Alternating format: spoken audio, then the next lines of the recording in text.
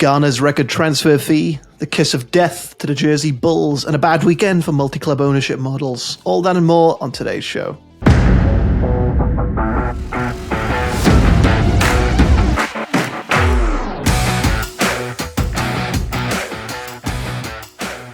Hello and welcome to the Betting Expert Football Podcast. I'm your host, Daniel Jenkins, joined as ever by Betting Expert's Football Editor, Mr. Sam Ingram. How you doing, Sam?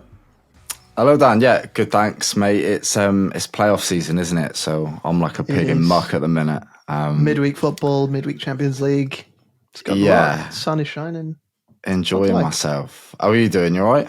I'm great, man. It's like the end. I love this bit of the season because I get to remember all of the outright bets that I've made and forgotten about in the last couple of months, which I think next week we can have a little deep dive into some of these outright bets that I've got because there's a few. Okay. There's a few. I'm not saying they're good or bad, but yeah, there's a few.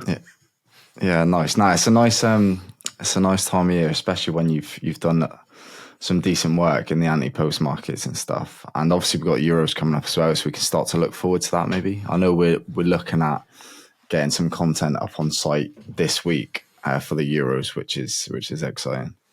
And a lot more to come.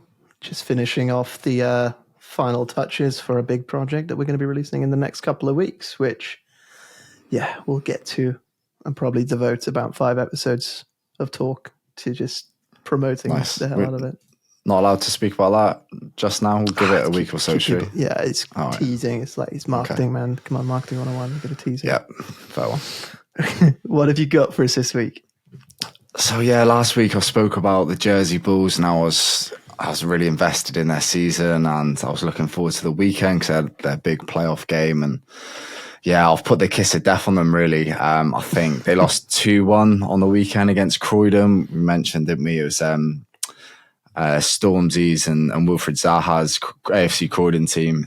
They scored the winner with about 20 minutes to go, and Jersey Bulls then released a statement on Monday, so yesterday, we're recording on Tuesday here, which read, Jersey Bulls Football Club are sad to announce that manager Gary Freeman and his management team have resigned from their posts at the club with immediate effect following the club's most successful season to date. So if I mention anything about your football team in this show or future shows, then just beware. Stay tuned for Sam's bets of the week to come in the second half of the show if you really want to see who's going to lose this week.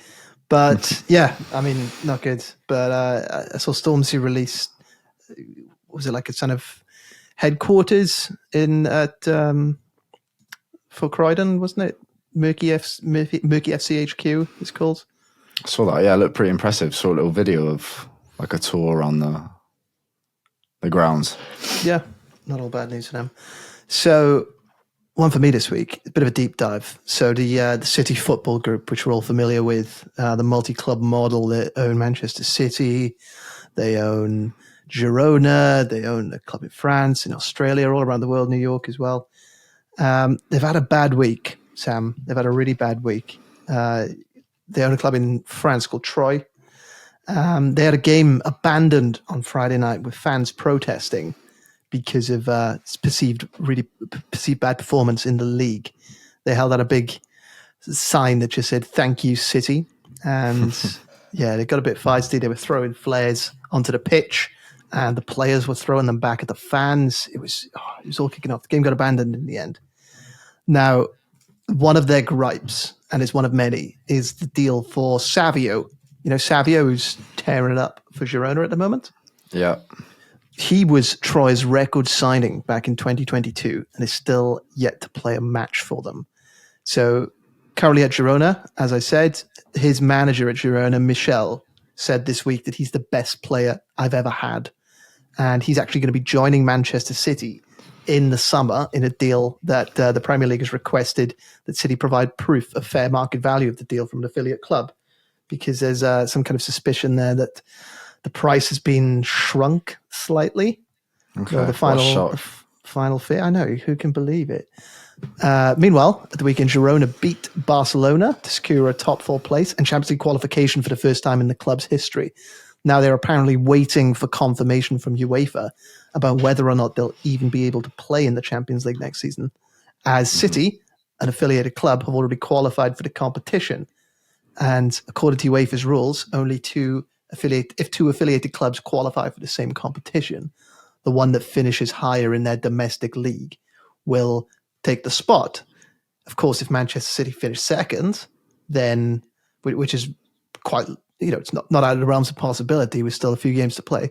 Manchester City finish second, Girona finish second, then it'll go down to coefficients. But if Girona finish second and Man City finish third, they may not be able to play in the Champions League next season. I would love to see that. It's not going to happen, is it? But it's not going to happen, but it'd be hilarious. But yeah, it's hilarious.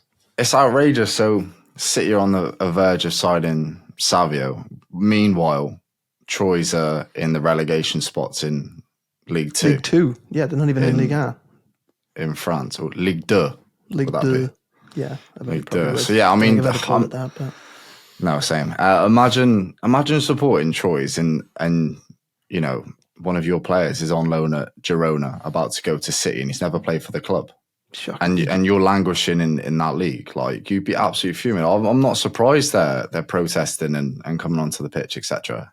No. It's outrageous, really. No, it shouldn't be allowed to happen. Like, if you're going to do something like that, if the City Group are going to do something like that, then there has to be stuff in place where these players have to play for their parent club at some point, surely.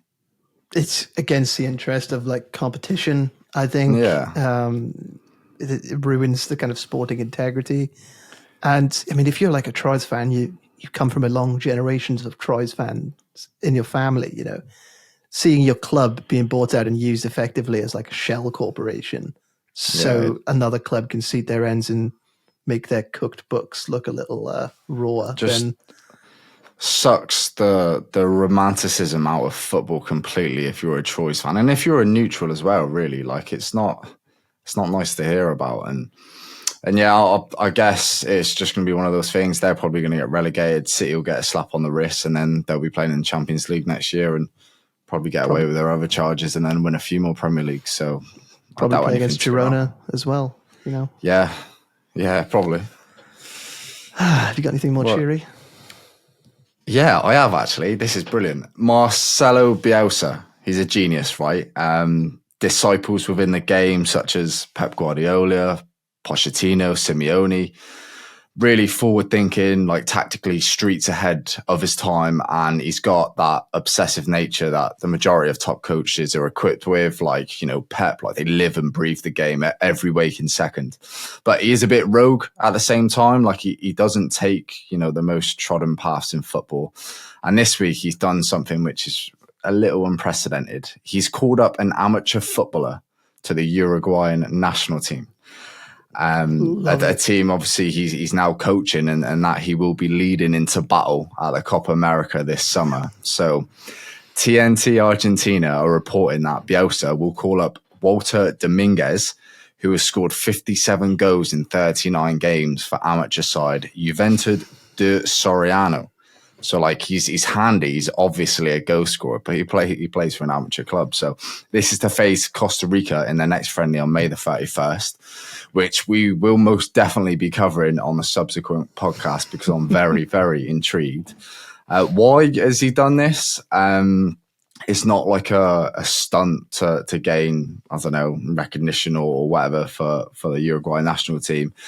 It is unprecedented. It is pretty odd. And Bielsa's he's enabled to bring players in from the Uruguayan clubs such as Nacional, Peñarol, Liverpool, Racing and Danubia, as they have commitments in the Copa Libertadores and the Sudamericana in that week. So naturally, obviously, the next step is to turn to a 24-year-old goal scorer, mixing it in the lower divisions in Uruguay. And I would love nothing more than for him to show some really good link-up play with Nunes, Valverde and co. and banging a hat-trick or something. It just feels like something that would happen under Bielsa. So I'm praying that's what we see in a few weeks' time. That'd be fantastic. But imagine being the, obviously got Nunez and Suarez knocking about still. Yeah. Imagine being the third choice striker at Uruguay, and then this guy gets on the pitch before you. You'd be fuming. But equally, imagine how Walter's feeling at the minute. I bet he's on top of the world. I probably thought it was a prank. God, yeah, definitely thought it was a prank. it's one of those, I couldn't believe it when they told me, but it's actually true. Like the cliche, I couldn't, I thought somebody was having a joke with pulling my leg when they phoned me up. But for this, I get it. It's probably the equivalent of like Jamie Vardy joining the England team when he was playing for Stocksbridge Park Steels, wasn't it? Yeah, exactly. Or more recently, like Macaulay Langstaff when he was smashing goals in the National League. Probably similar. Good stuff. Yeah, wild. Good stuff. So Abdel Fatawu, 20-year-old winger, currently at Leicester City, as you know, Sam. Mm-hmm. He's on loan from Sporting in Portugal, having a pretty good season. Scored a hat-trick recently against Southampton, didn't he? Yeah. Leicester is set to trigger the permanent transfer clause now that Premier League promotion has been secured. Mm-hmm. But Fatawu, he joined Sporting straight from Ghana, a club called Steadfast a few years back, who apparently let him leave for a small fee, but with a pretty big release clause. Pretty big sell-on clause. So 50% sell-on clause. Now, bear in mind that the highest fee Steadfast have ever received from a transfer is €25,000. The highest fee that any Ghanaian side has received is apparently €1.8 million. From this deal, Steadfast looks set to receive almost €8 million just from this deal. Wow. Imagine the things that money could do for football development in the region, in the country, in the surrounding area. It's an incredible amount of money. That's going to be massive. It goes a long way. It's going to go a really long way. So yeah, good. They must have really trusted in him being like a short-term success if they're willing to let him to go for free. Really clever. Yeah, definitely. I mean, there's been a few players who've been signed from Africa to European clubs. Mm-hmm. The clubs maybe didn't take up those sell-on clauses. They just let the players go because it was in their best interest of their careers. Mm-hmm. But they've been quite smart with it, haven't they? And yeah, I wouldn't be surprised if it's the first one of this scale, but it probably won't be the last. Yeah, no, I like that, and he's decent as well. He's quite handy out on the wing. I'm intrigued to see how he's going to do it in the Premier League. He's quite slight, he's quite small, but no, he is decent. So that should be interesting. Anyway, next, Nathan Owolabi was hired by Bromley earlier this year. On the 9th of February, this was posted on Bromley's website. So Bromley Football Club can confirm that 23-year-old Nathan Owolabi has been appointed support performance tactician as part of our partnership with Xbox and Football Manager. The role will involve shadowing and learning from all of our coaching staff, including manager Andy Woodman, to understand the ins and outs of the tactical decision-making that goes into preparing a football team for success, etc., etc. And a few months later, I'm not sure how much of the success we can attribute to Nathan, but he has played his part in Bromley entering the Football League for the first time in their 132-year history after beating Solihull Moors on penalties. And Andy Woodman said before the playoff final that we want to keep progressing as best we can, and we are excited to see what fresh ideas he can bring to the club. So, yeah, Dan, I think there's still hope for us. I know we've both made a name for ourselves in the Football Manager world. I'm obviously a Bath City legend after taking the club to the Champions League. So if there's any managers in the EFL keen to take a punt on me, just leave us a message on Spotify or Apple Podcasts, and I'll be at the training ground the next day. Ideally, I would like a club located down south, but I could also get on board with a nice cushy number in Manchester or something similar. So if the pay's right and I'm well compensated, then that could be something. You commute that, yeah. Was this always your plan? Because I know you're somebody who looks a few weeks ahead with your betting. Were you looking at Bromley's fixtures, and is that why you wanted to bring up the Football Manager stuff last week? Just sort of planting the seed. 4D chess, Dan. Yeah. I just wonder what he's going to do if he can't download tactics from the Steam workshop. How's he going to... Yeah, he's screwed. Yeah. If he's not getting signal on the bus up to Crew or something. He's got an update, He's done for, yeah. Googling Wonder Kids, yeah. Good luck to him. So, up in the Premier League on Monday night, Manchester United were spanked by Crystal Palace 4-0. Spanked. Now, they were thoroughly demolished. Yeah, not a good day for Manchester United. So I was looking back, and I remember back in December, our model Betsy made a pretty bold prediction that Manchester United were on course and would have their worst ever Premier League season. Mm-hmm. The prediction was that they'd finish 9th with 56.5 points. Okay. So at the moment, Sam, they're on course for their worst ever season, and they're currently 9th in the table on 54 points.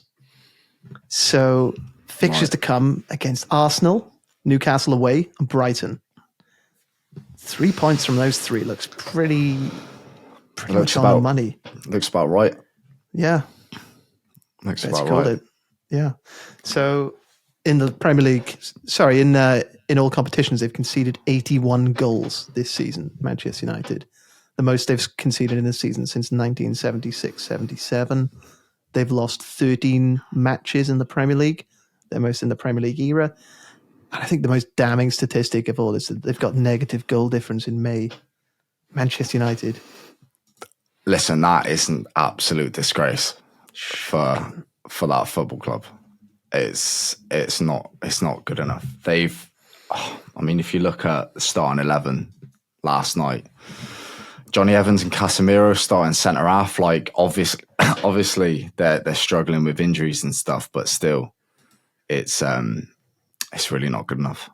Yeah, one of that centre back pairing has looked past it this season, and it's not Johnny Evans, I'll tell you. No, it's Jamie Redknapp's biggest fan. Yeah. Right, next. News coming out of the Championship today. Liam Rosenior has been sacked by Hull City as manager. In April, about 3 weeks ago, he was on a 3-man shortlist with Kieran McKenna of Ipswich and Daniel Farke of Leeds for the Championship Manager of the Season. Kieran McKenna won that. He got Ipswich up, and Liam Rosenior got a sack. He took charge of Hull City when they were 18th last season, 4th from bottom with 19 points from 18 games. And a season and a bit later, things looking much, much brighter at Hull all around the club. Rosenior is to thank for a lot of that.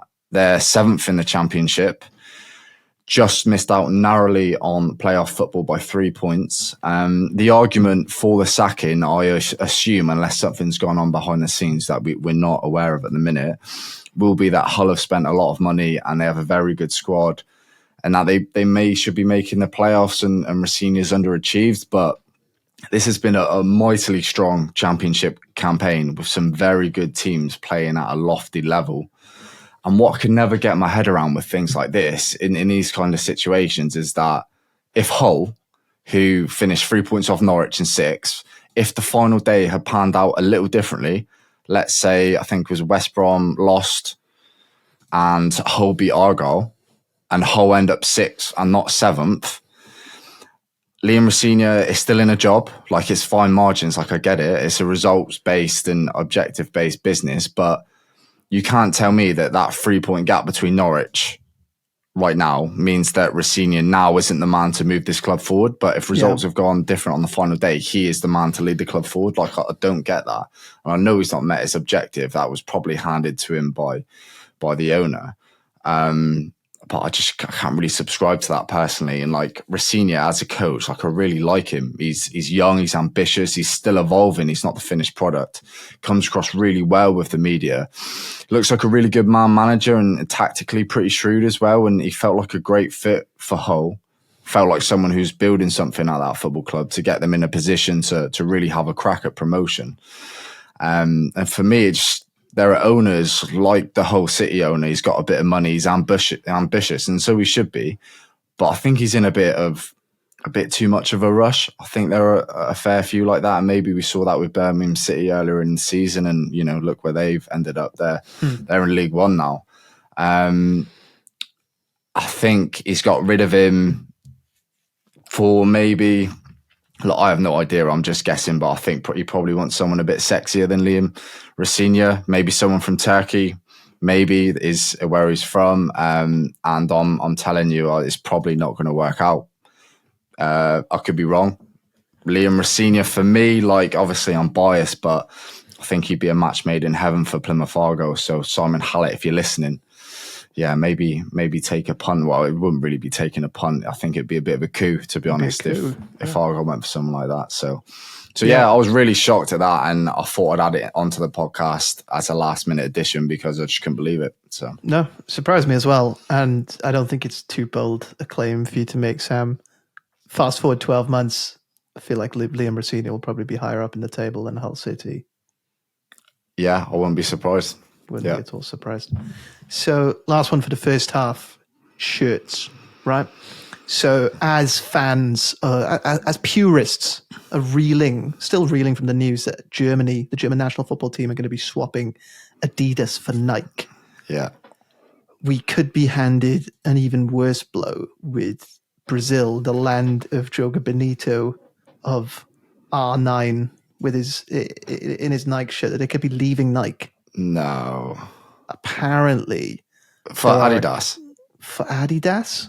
Or I think it was Puma as well. We're in on it. But apparently both, it was definitely Nike and I think one other were offering, it's definitely Adidas and one other were offering 5 times what Nike are currently paying the Brazil national team to sponsor their shirts. No, that doesn't sit well with me. I don't like that. No. And if it's a case of swapping Germany and Brazil around with their shirts, but it's just triple stripes on a Brazil shirt. What color would they even be? Yeah, no, I Green? don't like that. If you're a football fan of a certain generation, yeah, like you said, all of those Joga Bonito adverts and stuff, and R9 with his daft haircut in his Nike Brazil strip, it's just kind of like imprinted on my brain. Yeah. Especially from, the big World Cup tournaments of yesteryear. So no, I really don't like the sound of that. It's a scary new world, Sam. It's a disgrace. Let's take a look at Sam's bets for this week. But before we do that, let's go back to last weekend. And Sam, 3 bets settled. 2 took place this weekend. 1 was an outright. Do you want to talk about the outright one first? It was, melancholy for you back in your hometown club to stay to get relegated from the championship, but Plymouth Argyle. It's pulled by me, to be honest. A few of my mates listened to the podcast and I've had a bit of stick for it. So not only have I lost the bet, but I've also kind of annoyed a large section of my friends. So yeah, not my proudest moment, but Plymouth Argyle avoided relegation on the final day of the championship. That was our pick at 4.50. At the time, under Ian Foster, I think it was a really good position to get into. But like with most relegation picks, I've always said it, betting on a team to get relegated is probably the hardest anti-post position you can take, because it's different to betting on a team getting in top half or top 6, because if you've got a club which you think is really likely going to be down there, the likelihood of a manager change or, things changing in the club for the better, the likelihood of that is ramped right up. Whereas if you're betting on a top 6 finish, it means that you think the team's going to do quite well. So the likelihood of maybe, things changing is not there. And over the course of the season, you'd hope your pick naturally gets close to that objective, where it's a bit different with relegation. So that's what we saw. Ian Foster sacked, and that kind of put our bet in the mud a little bit. But still, on final day, we're still all to play for, and I think we're a little bit unlucky with that. But look, I'm thrilled I lost that bet, to be honest. So happy heart, sad mind, is it? Yeah, that's it. Yeah. That's exactly it. I mean, I do sort of agree with the logic. I think for relegation outright betting, I generally don't go anywhere near them unless about 5 odds, 6 odds or higher. I won't go for any of the 3 or 4 or 5 favourites.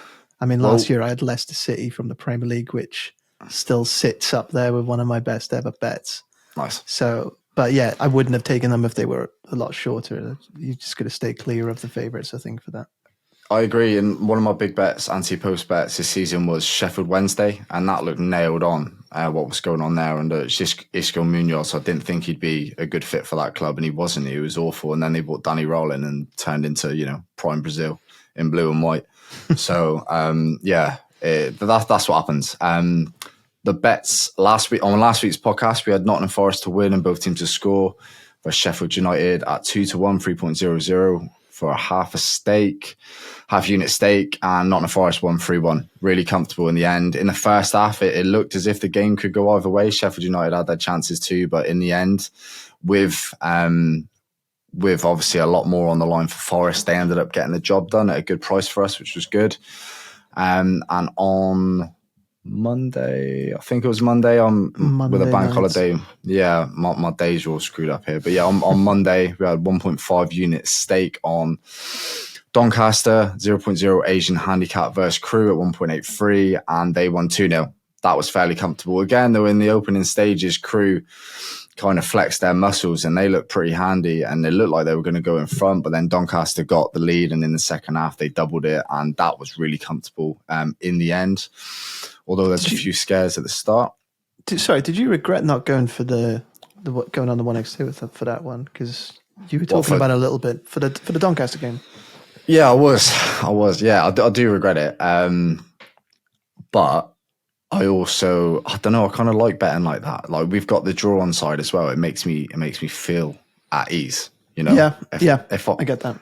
If I went into that game needing a Doncaster win and, you know, cruise all over Doncaster in the opening stages, like, it's not really a position I want to be in. But yeah, of course, it'd have been better if I went for the 1x2, but still, I'll take that. Yeah, definitely. That takes Sam's season profits to plus 3.335 units. As always, it's 1 unit staked unless otherwise stated. I mean, it was a bit different last week, wasn't it? You still had 2 stakes across the 2 bets, but it was just a half on the Forest game and 1.5 on the Doncaster game. I'm putting you on the spot, but do you have like an ROI for that? Do you have the data in front of you or no? I don't. Doesn't really matter. I was just curious. For next week. All right, cool. I'll get that. I'll crunch some sums for you for next week. Thanks. So, Sam, talk us through your tips this week. We're starting with the Premier League leading club, Arsenal, away at Manchester United. Yes, we are. So the bet is for Arsenal to win, and under 3.5, Arsenal goes at 1.95 on Bet365 now. Excuse me.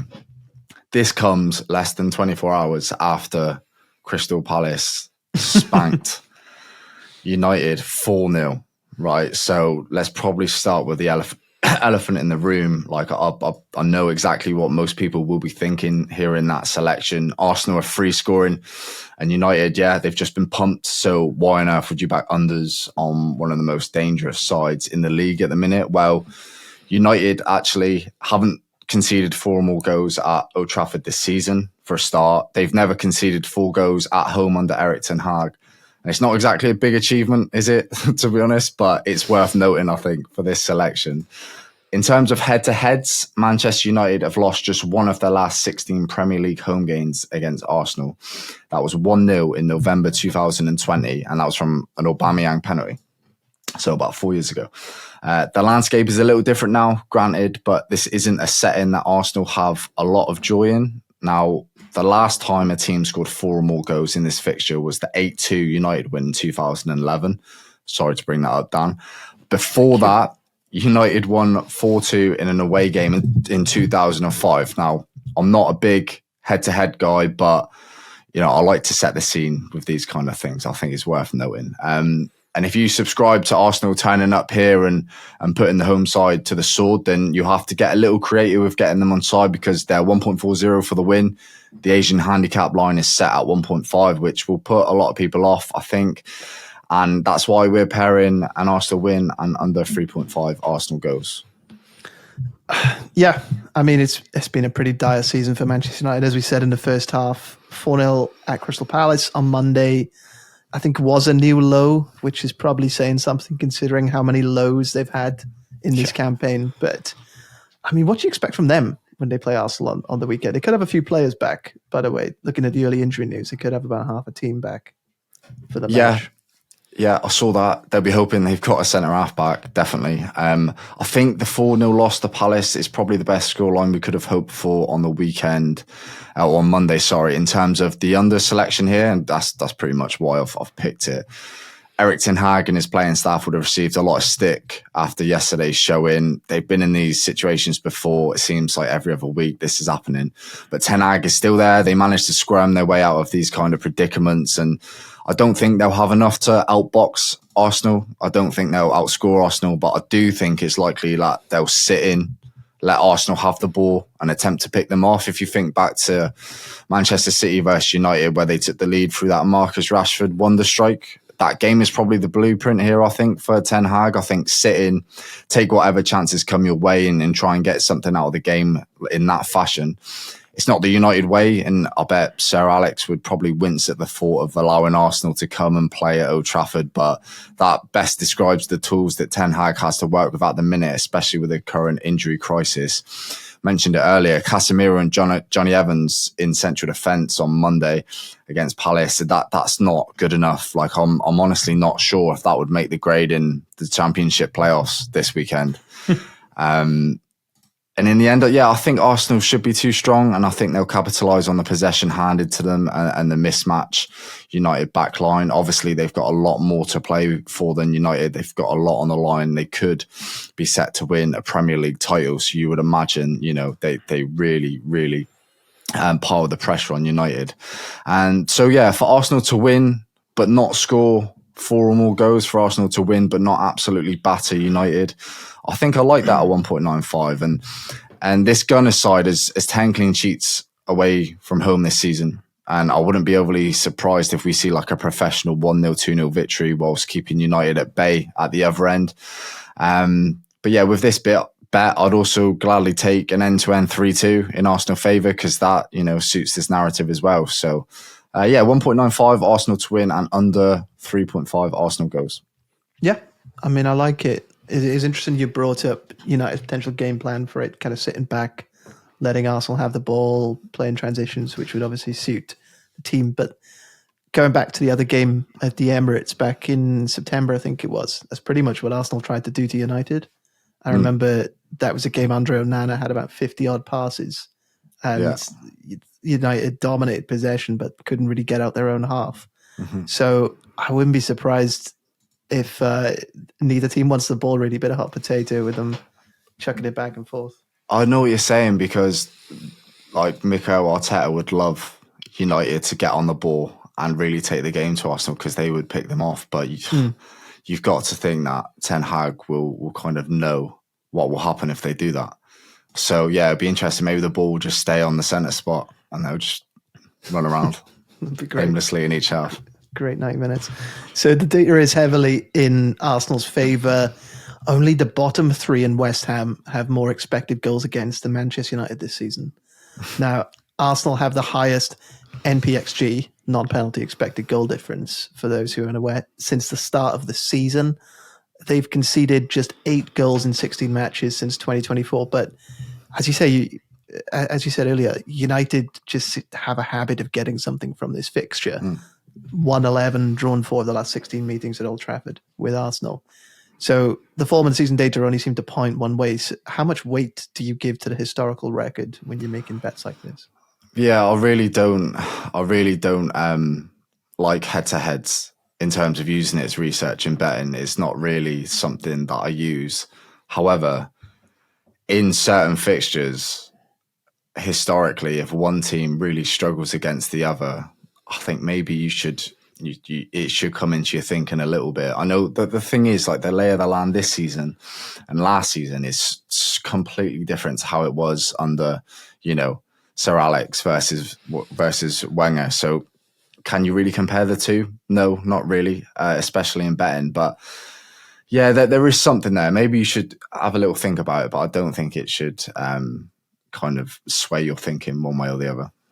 Yeah, I get that. I do. For some fixtures, I think you are right. You should bring it up. I mean, City away at Spurs, like those kind of matchups, bogey teams, I do have a look, but quite rarely it doesn't really come into my derbies too. I think that's an anomaly. That's like Everton, Liverpool. The old saying of form goes out the window, it's probably true in that fixture, and it is for a fair few. So yeah. We'll see. So Sam's first bet, that is Arsenal to win and under 3.5 Arsenal goals at 1.95 when they play Manchester United on Sunday. Your second pick for the week is in the Championship playoffs, Sam. Yes, playoff football. So playoff football is a different beast, as many of you will know, especially in the EFL. Some will probably hear this selection and fancy running a mile. On paper, it's Norwich plus 0.25 Asian handicap at 2.01 versus Leeds United. Leeds United are the better team. They have the better manager in Daniel Farke. Leeds are 2.1 favourites to win this first leg at Carrow Road and 2.62 second favourites behind Southampton to get promoted to the Premier League. They're playing West Brom in the other playoff semi. However, if I rocked up at Farke's office door this evening with some kind of golden envelope that guaranteed a draw at Carrow Road, I am certain he would take it and run back to Ellen Road in front of a buoyant, deafening home setting where they can get the job done. So you think, like, if they were drawing in the final stages in the first leg, Leeds will be a touch more pragmatic than usual. That's just how, first legs work. It's the same in the Champions League. And I don't want it to come across like I'm trying to teach people how to suck eggs, because this is common knowledge. But in terms of the betting market, it's like a home side with a plus 0.25 goal advantage in a playoff first leg. It's an attractive one because they are going to try and work themselves into a position where they take an advantage away to the second leg of the tie. So yeah, it's an attractive handicap on the face of it. And then when you start drilling down into recent form and Norwich at Carrow Road in the second half of the season, like, it gets even more intriguing for me. Before the final day defeat to Birmingham, before the final day defeat against Birmingham for Norwich, aside scrapping for survival and with nothing really on the line for Norwich had only lost one game in 9, which was away against Leicester before the final day of the season. So Norwich haven't lost at Carrow Road since the 5th of November. And that was the final defeat in a stretch where they lost 8 in 11, with cause for Wagner's head intensifying by the weekend. And somehow he navigated the cause for the sack, and I was sure he would go at one point. He was favourite too. This handicap line would have returned profits in 15 of their previous 15 home matches. That includes matches against Coventry, Southampton, West Brom and Ipswich. And we know how well those latter three are doing in the league this season. Since the 5th of November, Norwich are unbeaten at home, scoring 31 goals and conceding 10 goals in 15 matches. So Leeds are the better team. Their squad is stacked with quality, but they've hit a poor stretch at the worst possible time. They've won just once in their last 6 matches, which was a 4-3 away win in Middlesbrough, and they were lucky to win that. I think Middlesbrough got a goal late on, which looked onside and it was given off. So on another day, that ends 4-4 and Leeds haven't won in 6 games. Leeds' last away outing against QPR ended miserably too, losing 4-0 and all but handing Ipswich a free run at automatic promotion. On paper, I think most people would fancy Leeds, but if you really look at it, and with the draw advantage, half profits in the event of a draw, I think you've probably got to look at Norwich in this opening first leg. I was one of those people who raised an eyebrow when you first sent me over this bet. I mean, I remember the previous match at Carrow Road earlier in the season, wasn't it? Norwich went 2-0 up. Leeds fought back to win it 3-2. Mm-hmm. Leeds then completed a domestic double over them. Leeds have actually, going back to the head-to-head conversation, Leeds have actually won 7 of their last 10 matches against Norwich. Okay, it's not ideal, is it? It's not ideal, but that, as I said, that includes both matches this season. So, but of course, it is a different competition now in the playoffs. As you said, it's a lot closer to Champions League late stage knockout tournament, knockout competition. How much value do you put on regular season league matches when betting on a first leg playoff like this? It's a good question. I think as a group of players, it's something that will definitely be in the back of your head, knowing that you're coming up against a team that's already, done a job on you twice this season. It's hard to say how that's going to affect this Norwich side. Is that going to be, will that light the fire under them and make them want to really go out and prove a point against a Leeds United team, which is now not in the best of form? Or will that be in the back of the head thinking, you know what, this Leeds team, they're quite decent, and they naturally sit back and maybe pay a bit too much respect to Leeds? It's hard to say how that will go. So yeah, it's not ideal. But I think when you're looking at playoff football and you're approaching it from a betting point of view, for me, it's all about form. It's not all about form, but I think that's a really key pivotal factor.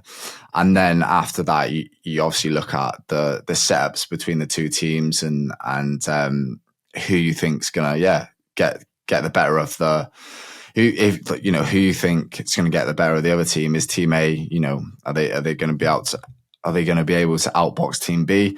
But for me, like I said, it's very much form, momentum, and how strong a team is coming into the playoffs. And if you look at, I've got the injury lists up here. Crescencio Somerville was on the end of a pretty bad tackle against Southampton. He's Leeds' key player. So there are concerns around his fitness, although the signs are fairly positive that he'll be back for this fixture, but keep an eye on that. Dan James is out.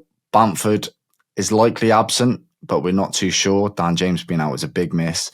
But for Norwich, Ashley Barnes is sidelined, which will also be a big miss. But Jonathan Rowe is fit. So he's featured off the bench in the last 4 consecutive games. And I've got a feeling he'll be unleashed on the playoffs in some capacity. And that will be a huge boost for Norwich. I don't know if you can remember that in the early stage of the season, he was absolutely flying. He was scoring every week. Yeah, he's not been available for them in the back end of the season. He's been out injured. So if Norwich, they're happy playing at home, if they've got John Rowe back as well in front of a home fan base in kind of a raucous voice, then I think the plus 0.25 Asian handicap is something to look at. I like that much more than I like the minus 0.25 Leeds line at a similar price. So yeah, that's one that stood out for me. Yeah, going back to what you said last week, Sam, when looking at the Asian handicaps, how happy would you be to take the opposing line? And yeah, I think it's definitely one of those, isn't it? Going back to Somerville's injury, he scored a brace in that 3-2 win for Leeds at Carrow Road in the previous match. And yeah, it does feel like an absolute lifetime ago that David Wagner's time at Norwich looked to be coming to an end after that really poor run of form, doesn't it? It feels like a different season. Yeah, it's miraculous, the change around, because I am certain he was maybe a game away from... He was living on borrowed time. So he was a game or so away from the chop. And Somerville, I think he's the best player in the Championship this season. So if Leeds go into the playoffs, I know that's a big shout, but I think he is. If Leeds go into the playoffs in, not the best form and without Somerville and Dan James, I'm not sure if they're going to go up if that happens. So we'll see. We'll see. I think it's 1 win in 6 for Leeds to end out the season. Mm-hmm. And I mean, Norwich are a completely different side at Carrow Road. They took 2.13 points per game in their home matches in the regular season. 2.13 compared to just 1.04 away from home. Now that is the biggest difference between home and away points per game of any team in the Championship. Is it? Okay, that's interesting. Yeah, I mean, a lot of that is down to their incredible turnaround in the second half of the season. Mm-hmm. Those was about 8 or 9 straight wins they had at home, didn't they, to close since January. So yeah, I mean, it looks pretty good. I was not on board with this whatsoever. If I would be betting on this match, I'd probably be going under on goals. But that plus 0.25 does a lot of that as well, because I can't see Leeds coming in and stealing a 2 or 3 goal win into the second half. Second leg of this time. We only need a draw as well, and we'll gladly exit with half profits. Definitely. So you go in full unit stake for both of these? Yeah, full unit stake. 1 unit in each. So just to recap Sam's bet of the week, we've got Arsenal to beat Manchester United and under 4 goals for Arsenal in the match. Works out as under 3.5 goals for Arsenal. That comes in at 1.95 on Bet365. And in the Championship playoffs, Sam has gone for Norwich plus 0.25 in the Asian handicap market. At home to Leeds, 2.01. Singles, 1 unit on each. Not even. Yes, please. Yeah, singles. As ever, if you're going to be using any of Sam's bets or any of the bets from this show, then please gamble responsibly, only betting what you can afford to lose. If you have any spare time, then please leave us a review on Spotify or on Apple Podcasts, because we are a fairly new show and it does help so much with visibility. Let's leave it there. Thank you very much to Sam Ingram. Thank you very much. And thank you from me. We'll be back next week.